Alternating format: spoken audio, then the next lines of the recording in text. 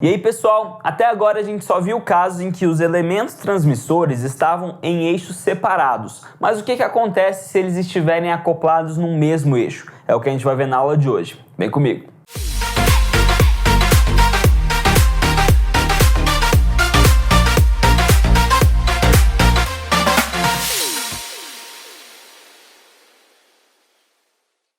Então, pessoal, na aula de hoje a gente vai ver como funciona quando os elementos de transmissão estão em um mesmo eixo.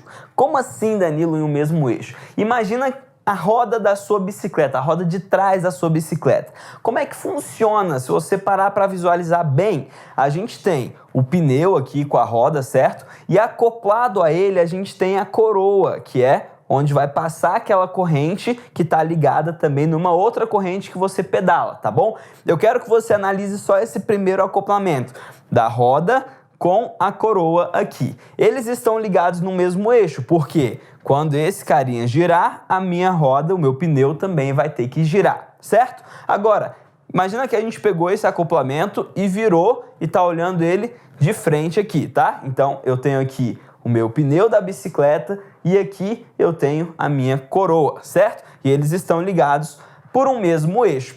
O que acontece nesse caso, tá? O ângulo em que o eixo gira é o mesmo dos elementos. Como assim, Danilo? Isso significa que quem está girando aqui de fato é o eixo, tá? E ele precisa girar numa mesma angulação, ou seja, velocidade angular precisa ser a mesma aqui desses caras, porque eles estão presos uns aos outros, tá bom? Não tem como eu girar esse eixo aqui, se eu fizer um movimento de rotação aqui desse eixo, não tem como ele girar. Se esse cara tá preso, ele vai ter que girar junto. Se esse cara tá preso ao eixo, ele também vai ter que girar junto. Ou seja, peculiaridade de quando a gente tem elementos de transmissão de movimento circular acoplados em um mesmo eixo.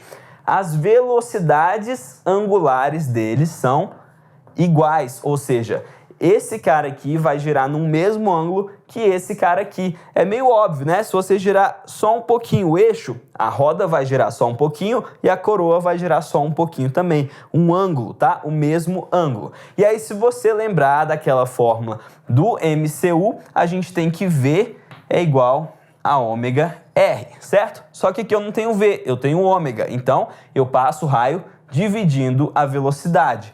Ômega vai ser igual a V sobre R, tá bom? E aí, reescrevendo nessa fórmula aqui, o que a gente tem? Que VA sobre RA vai ser igual a VB sobre RB, tá bom? Então aqui mudou completamente dos casos anteriores que a gente viu. Por quê? Porque a velocidade angular deles é a mesma, tá bom? E aí os exercícios podem ser teóricos, trabalhando isso de velocidade angular ou linear serem iguais ou diferentes, ou podem ser exercícios também de cálculo, tá bom? Imagina que ele faça um exercício bem completo, em que aqui você tem a coroa da bicicleta, da roda de trás, a roda de trás, e aqui você tem a coroa do pedal, tá bom? Que é ligado a essa outra coroa por uma corrente. E aí aqui a gente vai para aquele primeiro caso que a gente estudou.